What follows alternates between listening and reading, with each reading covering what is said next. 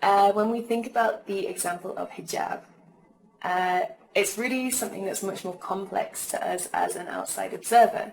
In fact, there are many different types of expressing hijab. In fact, the word hijab just means to dress modestly. And there are many different forms of expressing hijab in Islamic culture according to the geographical region, the type of Islam or the line of Islam that the women follow.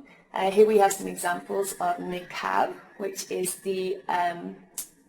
a full face covering with a veil across the face. We have burqa, which is a full body cloak and a face covering. We have shayla, which is a scarf that covers the hair. And these are all specific to a different geographical region. So even something like the hijab that we feel like we have seen represented in one particular way has many different representations and can be understood by people in many different ways.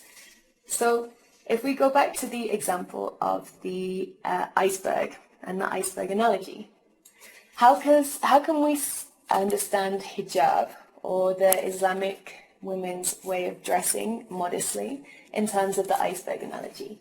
Well, on the surface, as an outside observer, we can only see the physical representation of what a woman chooses to wear.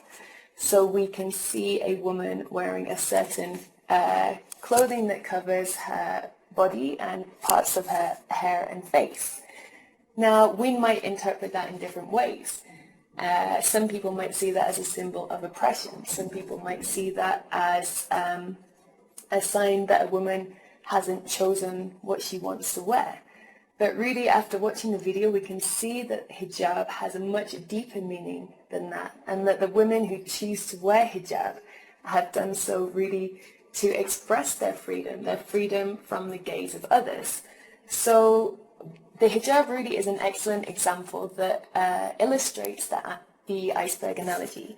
And there are many other examples. I want you to think now about some other examples of cultural artifacts, cultural traditions that might fit into this iceberg analogy.